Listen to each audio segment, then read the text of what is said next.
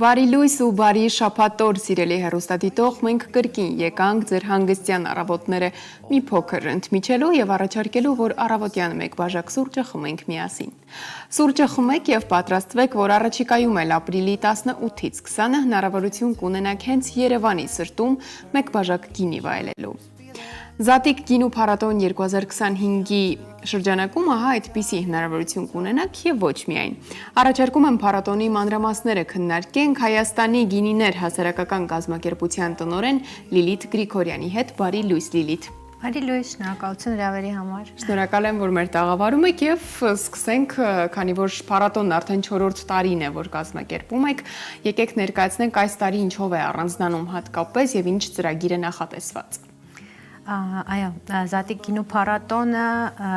նախկինում 3 տարիների ընթացքում արվել է հետևյալ ձևաչափով, գինեգործները ներկայացրել են իրենց գինիները շուկայականից ցածր գներով, համարյա գործանային գներով եւ դա շատ լավ առիթ է եղել մեր համաքաղաքացիների համար այցելել եւ իրենց Զատկի տոնի սեղանի համար ձեռք բերել բավական ցածր գներով որակյալ գինիներ եւ ծանոթանալ նաեւ այդ գինու շշի ետևում կանգնած գինեգործի հետ, այսինքն մեր հիմնական նպատակը Զատկի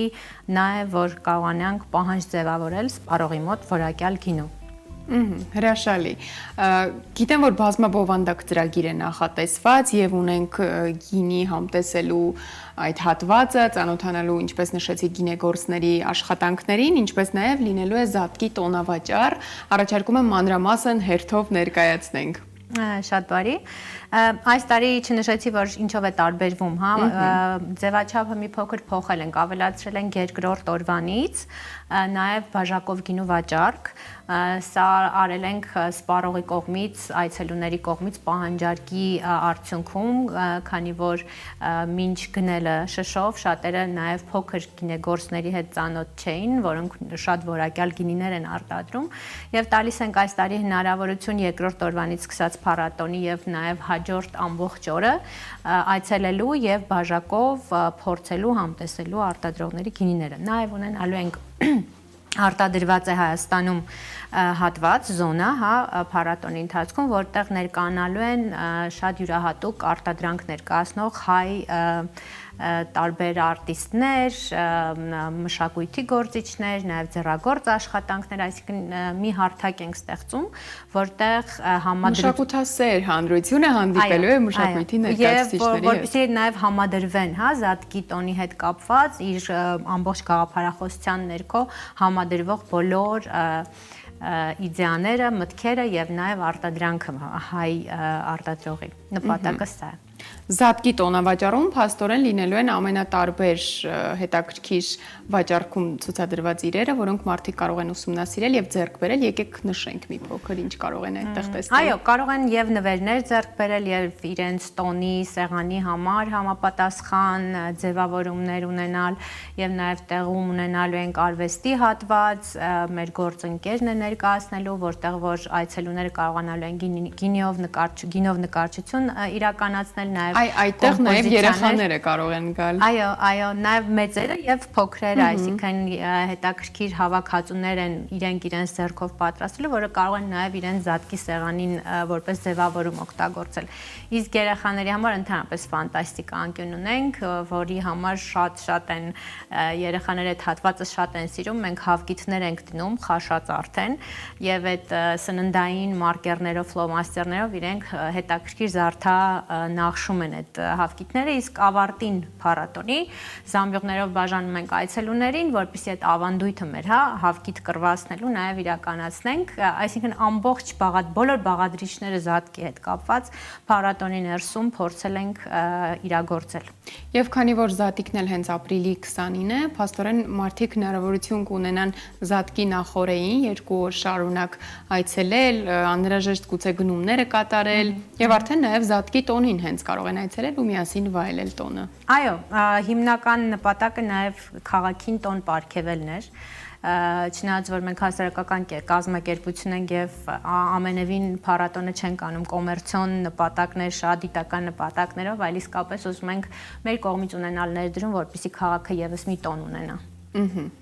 Եկեք նշենք հետաքրքիր է, քանի որ 4-րդ տարին է իրականացնում եք այս միջոցառումը։ Այս 4 տարիների ընթացքում ինչ հետաքրքիր էվոլյուցիա է ապրել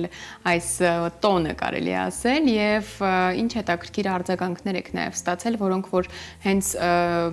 այնպես են անում, որ դուք շարունակաբար իրագործեք այս միջոցառումը։ Այո,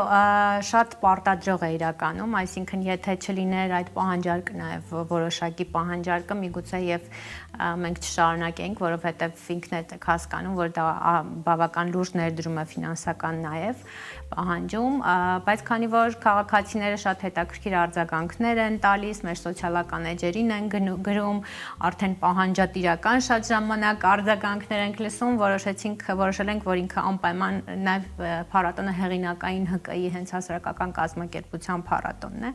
եւ մեր համար շատ կարեւոր է այդ պատասխանատու մոտեցումը եւ պատասխանատվությամբ առաջ մղելը։ Իհարկե առաջի տարի շատ փոքր ավելի ծավալով ենք իրականացրել, ոնց որ փորձնական ավելի շատ հասկանալու, իսկ հետագայում արդեն տարբեր բաղադրիչներ ենք ներդրել փառատոնի մեջ եւ հայկական պարեր եւ շուրջ պարեր եւ նաեւ հայ երաժիշտներին ենք փորձում ներգրավել, իրենց նաեւ ճանաչելիությունը բարձրացնել հենց ստեղծագործ մարդկանց, այսինքն փորձում ենք բոլոր ասպեկտներով բոլոր ասպեկտներով, այո, ծածկել ոնց որ, հա, կոպիտ ասած։ Եկեք մի փոքր խոսենք ձեր հասարակական կազմակերպության գործունեության մասին, այ լավ է հնչում Հայաստանի գինիներ հասարակական կազմակերպություն եւ շատերը գուցե մտածեն, որ դե միայն միջոցառումներ եք կազմակերպում, բայց վստահ եմ, որ շատ ավելի խորքային ու կարևոր գործունեություն կա միջոցառումների հետևում թաքնված, որը գուցե շատ ժամանակ չի երևում։ Եկեք այժմ մեր հեռուստադիտողների համար ներկայացնենք, թե ինչով եք դուք զբաղվում։ Սիրով, իհարկե, հասարակական կազմակերպությունը ստեղծվել է ոչ վաղ անցյալում, ընդամենը 21 թվականին եւ նպատակը ամենևին չի եղել համախմբվել, որպեսզի անել միջոցառումներ, բնականաբար համանման մտածող արտադրողներ, գինեգործներ միավորվել են, որպեսզի կարողանան որակյալ գինու գաղափարը առաջ մղել եւ այդ ամենը անել հովանոցային Հայաստանի գինիներ ապրանքանիշի ներքո։ Այսինքն շատ դեպքերում էական չէ թե ովքեր են, հա, իրենց համար էական չէ թե ինքն է շահում, մյուսն է իր գործընկերն է շահում, այստեղ կարևորը որ Հայաստանի գինիներ ապրանքանիշը առաջ մղվի։ Դա հիմնական գաղափարն է եւ իհարկե միջոցառումներն էլ դա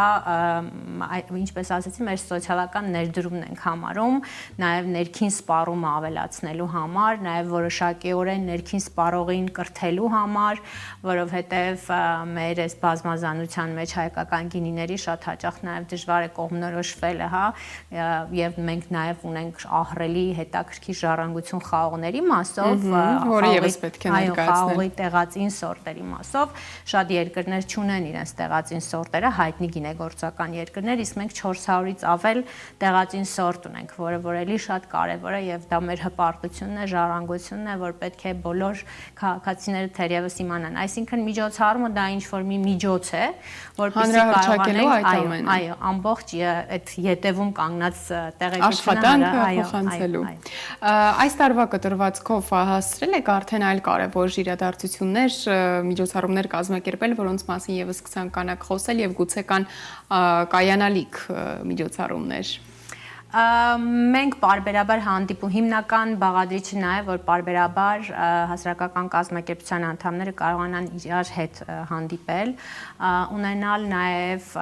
հետաքրքրող բոլոր անդամների համար կարևոր ռազմավարական նշանակություն ունեցող գործընկերների ներկայացում որպես հյուր այդ հանդիպումներին, այսինքն երբ որ կա պահանջ, որ ինչ որ մի բանի կարիք ունենք մենք անդամներով, մենք իր համապատասխան հյուրին ենք կարողանում հրավիրել մեր հանդիպումներին եւ պայմանավորվածություններ բերել քննարկումներ ունենալ, հիմնական կարծում կարևորագույն այս համայնքի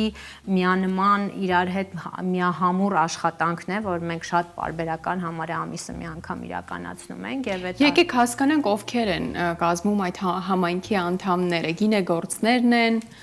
Համայնքը հենց գինի արտադրողներն են, գինեգործներն են, այս պահին ունի 30 անդամ հասարակական կազմակերպությունը, ունենք նաեւ շատ բարդ process մեզ անդամագրվելու, այսինքն դա ինքնանպատակ չի արվել, դա արվել է նրա համար, որպեսզի ցանկացած արտադրող երկար նաև իրեն հարցադրում անի ինքը ինչի համար է ուզում միանալ այս համայնքին, հա, ոչ թե որ ինչ որ մի բան ստանա, այլ նաև տա ինչ որ որոշակի բաներ։ Դրա համար այս պահին ես կարող եմ ասել, որ բավական հետաքրքիր արտադրողներ են եւ մեր միտումը նա չի, որ մենք շատանանք, մեր շատերը միանան եւ այլն, մեր միտումը նա, որ կարողանանք մի համայնքի մեջ միանման մտածող մարդկանց մթնոլորտ ստեղծել։ Այ եկեք հասկանանք ինչ պետք է անի որևէ գինեգործ, որը օրինակ վերջերս սկսել է զբաղվել գինեգործությամբ, ունի իր ընկերությունը եւ ցանկանում է միանալ ձեր հասարակական կազմակերպությանը, ինչ պետք է անի, ինչ պետք է տա, ինչպես դուք նշեցիք եւ ինչ կարող է ստանալ։ Նախ ամենակարևորը պիտի կողմնորոշվի ինքը հաստատ ուզում է գինեգործությամբ զբաղվել եւ դրա համար մենք տրամադրել ենք հնարավորություն, որպեսզի մի տարի առնվազն պիտի ընկերությունը գինեգործական գրանցված լինի։ Դա ինչի համար են կարելի, որ ինչպես նշեցի, որ կողմնորոշվի, որտեղ շատ հիմա այս պահին շատ հետաքրքրում է ոլորտը շատերին, շատերը իրենց պապենական այդ ավանդույթները հաշվի առնելով մտածում են, որ կարող են սկսել զբաղվել գինեգործությամբ, արտադրանքով, բայց ինքը իսկապես շատ բարդ process է եւ շատ նաեւ ֆինանս ներդրում պահանջող ոլորտ է իրականում այս պահին, հա, եթե չչափազանցացնենք, մեր առաջի սերունդն է գինեգործական, որ ձևավորվում, հա, հայտնի այլ գինեգործական երկրներում դա 4-րդ, 5-րդ սերունդն է նույնիսկ, բայց քանի որ մեզ մոտ նոր է վերածնունդ ապրում, նորի կրկին է գինեգործությունը վերածնունդ ապրում եւ այս սովետի շրջանում այն մոռացվել է եւ այլն այգիները քանդվել են, հիմա ամբողջ այդ բեռը կոպիտ ասած ընկել է այս առաջի սերնդի ուսերի վրա, շատերը իսկապես շատերին պետք է ժամանակ, որ կողմնորոշվեն, ուզում են, չեն ուզում զբաղվեն, ուզում են ներդրում ունենալ, լավ, որոշեցին, ուզում են, հետո հաջորդ քայլը։ Հետո դիմում են մեզ, ներկայացնում են բոլոր փաստաթղթերը, առնվազն 5000 շիշ գինու արտադրություն պիտի ունենան, գինին պիտի լինի ոչ թե մրգային, այլ անպայման խաղողից, եւ այդպես process-ներով գնում ենք։ Իսկ ինչ կարող է ստանալ հասարակական կազմակերպության անդամ լինելու ընթացքում։ Կարող է ստանալ իր գործընկերների, իր ոլորտի ընկերների կողմից շատ մեծ աջակցություն, խորհրդատվություն, մեկը մյուսին ձեռք մեկնելու այս համայնքային մտածելակերպն է մեզ մոտ, նաև միջոցառումներին այս զատիկ օրինակ փառատոնը ինքը միայն անդամների համար է նախատեսված, չի նախատեսված ոլորտի մյուս արտադրողների համար, ու բազում էլի շատ բաներ, այսինքն իր ձայնը բարձրացնելու, իր առաջարկները անելու, իր տեսլականը կիսելու, ստանալու եւ նաեւ խորհրդատվություն ստանալու, իր մշակման առումով մենք նաեւ փորձագետներ ենք փորձում ներգրավել ՀԿ-ի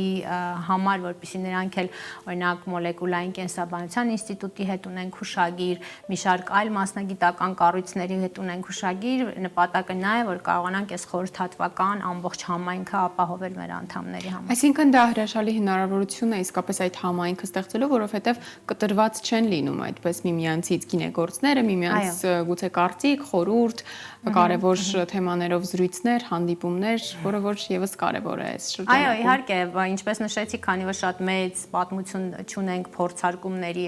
արված փորձարկումների առումով, շատ կարևոր է, որ երկրորդ անգամ երկրորդ գինեգործը նույն սխալ օրինակ չանի, իրենք խորհրդակցում են, հարցնում են իրար եւ այլն եւ բոլորը անկեղծ կիսվում են այդ տեղեկությամբ։ Իսկ անհատ գինեգործները չեն կարող փաստորեն անդամակցել ձեր կազմակերպությանը, ենթադրենք ինչ որ մի գյուղում մեկը արդեն 10-20 տարի զբաղվում է գինեգործությամբ։ Եթե գրանցված ընկերություն իրավաբանական անձ չունի եւ եթե չունի համապատասխան 5000 շիշը եւ եթե մի տարի գրանցված ընկերությունը գրանցված չէ, ապա ոչ, ու նաեւ հիմա նաև ներդրել ենք կույր համտեսի գաղափարը, որպեսզի եւ արկա անդամները անցնեն կույր համտես եւ նաև մեզ միացող նոր ընկերությունները անցնեն հանձնախմբի կողմից կույր համտես, սա արվում է կրկին նրա համար, որպեսզի Հայաստանի գինիներ, ինչպես նշեցի, ապրանքանիշը վայել եւ իր համբավին վայել կարողանա պահել անունը իր։ Իսկ ի սկզբանե ինչպես որոշեցիք, որ կարիքը կա այսպիսի համայնք ստեղծելու։ Որպեսզի պատկերացնեք, ոլորտում կա մի պետական կառույց, Հայաստանի խաղաղագործության գինեգործության հիմնադրամն է, որը էկոնոմիկայի նախարարության կառույցի ներքո է, գործում, եւ չկար անկախ կառույց, որ կհամագործակցեր այդ պետական մասնավոր, հատվածի կարևոր կոմպոնենտը չկար։ Եվ դա է թերևս հիմնական պատճառը եղել, որ ստեղծվել է այս հասարակական կազմակերպությունը, որպեսզի հնարավոր լինի ճիշտ եւ գրագետ համագործակցել նաեւ պետության հետ, այսինքն ոչ թե անհատապես գինեգործները պետության հետ աշխատեն, այլ արդեն կառույցի հետ աշխատեն։ Եվ վերադառնալով նաեւ փառատոնին, հասկանանք այսպիսի փառատոնները ինչ կարևոր նշանակություն ունեն առհասարակ մեր հասարակության համար, մշակույթի զարգացման համար։ Կարծում եմ, որ եւ տրամադրության առումով եւ գարնանային, արտադրության արթնանալու հետ համահունչ եւ շատ ու շատ բաղադրիչներ ունի Զատիկը, ոչ միայն գինին է այստեղ, այլ այդ տոն նվիրելն է, տրամադրությունն է, քաղաքացիների նույն հարթակում բավական շատ քաղաքացի եւ տուրիստ նաեւ զբոսաշրջիկ հավաքելն է,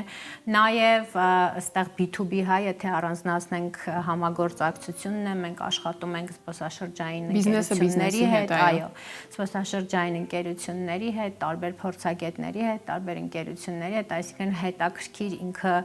հարթակ է, որտեղ որ տարբեր բիզնեսներ սկսում են իրար հետ աշխատել նաև եւ որոշակի եզրեր գտնել համագործակցության։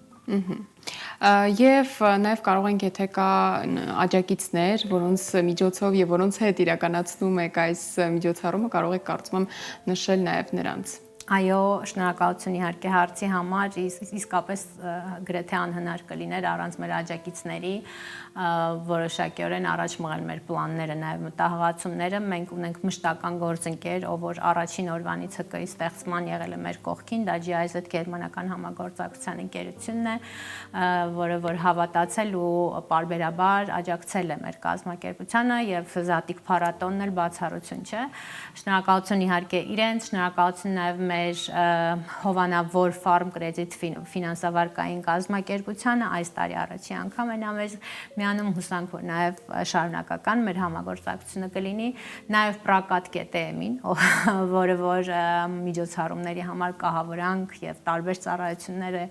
առաջարկում, ու նաև Episode and More միջոցառումներ կազմակերպող ընկերությանը, որը կրկին մեր կողքին է, էսթետիկ մասը ինքն է ապահովում, թերևս այսքանը եւ իհարկե նաև մեր գինեգործներին, հասարակական կազմակերպության անդամներին, ովքեր ջանք չեն խնայում իրենց ներդրումը անելու եւ այս ամբողջը առաջ մղելու։ Վստահ եմ այս ամբողջ միջոցառմանը պատրաստվելու համար երկար ժամանակ է պետք ծախսել եւ մանրակրկիտ ամեն ինչ կազմակերպել, հիմնականում ինչ դժվարություններ կան, որոնց առաջ բախվում եք նմանատիպ փառատոններ կազմակերպելիս։ Դժվարություններ իհարկե տեխնիկական, կազմակերպչական են լինում, երբեմն գործընկերների հետ ձգձգվում եք կամ ճիշտ ժամանակին ամեն ինչը չենք հասնում, բայց փորձում ենք մեր հենց ունեցած համայնքի գինեգործների եւ իրենց կապերի միջոցով արագ համակարգել ամեն ինչ։ Թերևս այսքան իհարկե դժվար է, բայց տոնին նախապատրաստվելը շատ հաճելի է։ Եվս մեկ անգամ հիշեցնենք, որ ապրիլի 18-ից 20-ը Երևանի սրտում մեր հանրությունը հնարավորություն կունենա վայելելու Զատկի տոնին ընդառաջ եւ հենց նաեւ Զատկի տոնին այս հրաշալի փառատոնը վայելել տրամադրությունը, համտեսել տարբեր տեսակի գինիներ, ծանոթանալ եւ ինչու ոչ նաեւ գուցե նոր հետաքրքիր համագործակցություններ սկսվեն որոշակի կազմակերպությունների հետ, տեսնել գինեգործներին եւ այդպես շարունակ։ Եթե կա ինչ-որ միջոցառման սկիզբ, ինչպես է սկսվելու, որ ժամին ինչ է տեղի ունենալու, կարծում եմ կարող ենք ծանոթացնել մեր հեռուստադիտողներին։ Այո, ամսի 18-ին, քանի որ աշխատանքային օր է, ուրբաթ օր է, մենք սկսում ենք ավելի ուշ փառատոնի մեկնարկը, սկսում ենք 5:30-ից մինչև երեկոյան 10-ը, Seasons այգում է իդեպ փառատոնը տեղի ունենալու, ինչպես նշեցի, ամսի 19-ին ժամը 12-ից 10-ը եւ ամսի 19-ին արդեն 5:30-ից կսկսենք բաժակով գինու վաճառքը եւ ամսի 20-ին կրկին ժամը 12-ից մինչև 10-ը եւ ժամը 10-ին կավարտենք փառատոնը բոլորին, բոլոր մեր հեռուստադիտողներին եւ ձեզ անձամբ իհարկե սպասում ենք մեր փառատոնում։ Շնորհակալ եմ, դե մենք էլ սպասենք այդ փառատոնին, որպեսզի վայելենք համեղ գինի։ Շնորհակալ եմ Լիլիթ մեր տաղավարում գտնվելու եւ հետաքրքիր զրույցի համար։ Ձեզ եմ շնորհակալ։